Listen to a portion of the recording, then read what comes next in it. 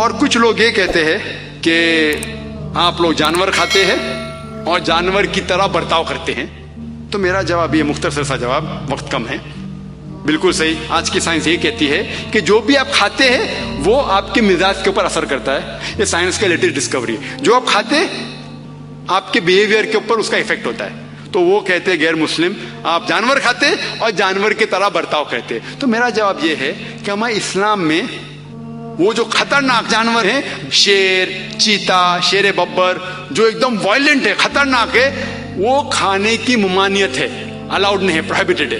ہم کو صرف اجازت ہے بھیڑ، بکری، گائے، جو امن کے جانور ہے، کیونکہ ہم امن سے رہنا چاہتے ہیں.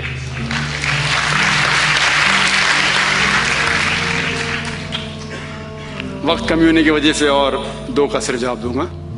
کچھ غیر مسلم کہتے ہیں ٹھیک ہے آپ جانور کھاتے ہیں، میں کوئی اعتراض نہیں، آپ جانور کھاتے کوئی اعتراض نہیں، لیکن آپ جب ذبح کرتے ہیں تو اتنے تکلیف سے جانور کو کیوں مارتے ہیں؟ تڑپا تڑپا کے کیوں مارتے ہیں؟ ایک جھٹکا دو جانور مر گیا. اور اسی طریقے سے ہمارے ایک سکھ دوست اور ایک مسلمان بھائی سے بحث چل رہی تھی. وہ سکھ بولتے آپ کو مارنے کا تو جھٹکا سے مارو، فنش، ایک جھٹکے میں جانور مر گیا، آپ تڑپا تڑپا کے کیوں مارتے؟ تو اپنا مسلمان بھائی جو اس کے ذہن سے اس نے جواب دیا، اس نے کہا کہ آپ لوگ بزدل ہے، آپ لوگ پیچھے سے وار کرتے، ہم مرد کے بچے آگے سے وار کرتے. یہ جواب صحیح نہیں ہے، یہ جواب صحیح نہیں ہے. یہ ایک چٹکلا تھا، چٹکلا، جوک، چٹکلا کہتے نا. تو یہ صحیح جواب نہیں. صحیح جواب اسلام میں ہم ذبح کرتے ہیں، اس کی وجہ یہ ہے کئی شرائط ہیں کہ چھری تیز ہونا چاہیے، جلدی سے کرنا چاہیے، ایک جانور کو دوسرے جانور کے سامنے ذبح نہیں کرنا چاہیے، کئی چیزیں ہیں. سب سے اہم ہے کہ جب آپ ذبح کرتے ہیں تو آپ تھروٹ کو اور ونڈ پائپ کو کاٹتے ہیں اور ویسلز آف دا نیک، جو گردن کے جتنے ہیں ویسلز، اس کو کاٹتے ہیں.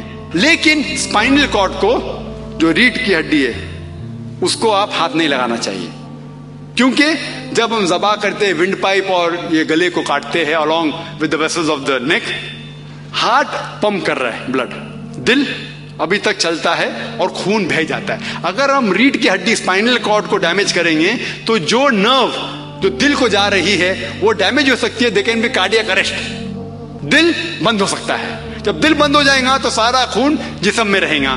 تو ایک ضروری چیز ہے کہ جب ہم ذبح کرتے ہیں تو یہ جو ونڈ پائپ کو کاٹتے، تھروٹ کو کاٹتے، ویسل کو کاٹتے، اور دل ابھی تک کے خون کو پمپ کر رہا ہے باہر. ہمارا مین مقصد ہے کہ خون جانور کے جسم سے باہر جائے.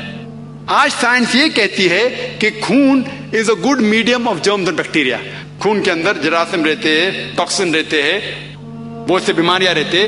تو ہم سائنٹیفکلی اس خون کو بہنے دیتے ہیں. اور لوگ کو غلط تصور ہے کہ جب ذبح ہوتا ہے تو جانور تڑپ تڑپ کے مرتا ہے.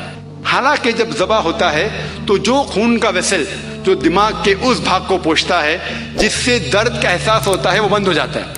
تو جانور سکون سے مرتا ہے، اس کو درد کا احساس نہیں ہوتا ہے، کیونکہ خون جو دماغ کے حصے پہ جا رہا ہے جس سے درد کا احساس ہوتا ہے وہ بند ہو جاتا ہے. میں یہ جانتا ہوں کہ جانور تڑپ تڑپ کے مرتا ہے.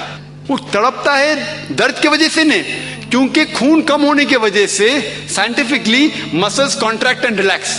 خون کم ہونے کی وجہ سے وہ مسل کانٹریکٹ کرتے اور ریلیکس کرتے، اسی لیے جانور تڑپتا ہے، درد سے نہیں.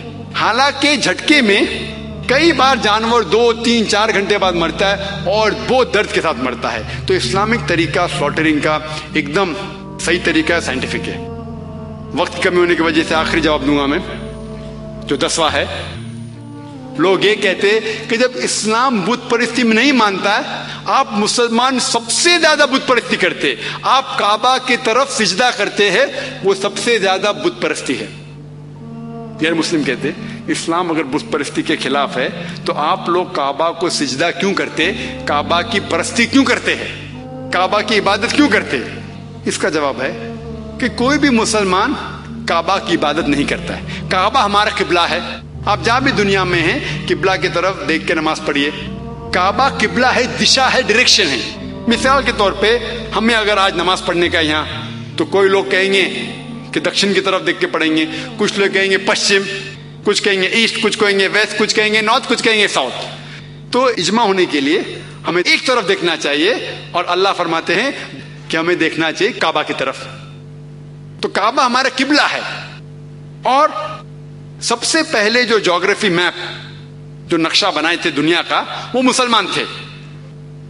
1154 میں الادریسی نے نقشہ بنائے تھے پوری دنیا کا.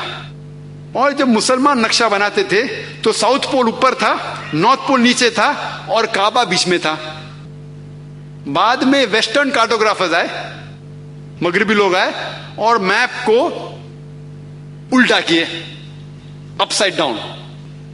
یہ جو میپ ہے اس کو الٹا کیے، نارتھ پول اوپر، ساؤتھ پول نیچے. بٹ الحمدللہ کعبہ اب بھی سینٹر میں ہے. تو جہاں بھی آپ دنیا میں، اگر آپ نارتھ میں ہیں تو آپ ساؤتھ میں فیس کریں گے، اگر ساؤتھ میں ہیں تو نارتھ میں فیس کریں گے، اگر ایسٹ میں تو ویسٹ میں فیس کریں گے، ویسٹ میں ہیں تو ایسٹ میں فیس کریں گے. اور ہم جب جاتے ہیں مکہ میں عمرہ کے لیے یا حج کے لیے، ہم طواف کرتے ہیں کعبہ کے ارد گرد، ہم طواف کرتے ہیں. لوگ پوچھیں کیوں طواف کرتے ہیں؟ اللہ کا حکم ہے، ہمیں نبی کا حکم ہے، اس لیے ہم کرتے. اگر منطق سے سوچا جائے تو جواب ذہن میں آ سکتا ہے کہ ہر دائرے، ہر سرکل کا ایک ہی سینٹر ہے. ہر دائرے کا ایک ہی سینٹر ہے. ہم جب سرکم ایمبولیٹ کرتے ہیں، کعبہ کے گول جاتے ہیں، یہ تسلیم کر رہے ہیں کہ اللہ ایک ہے.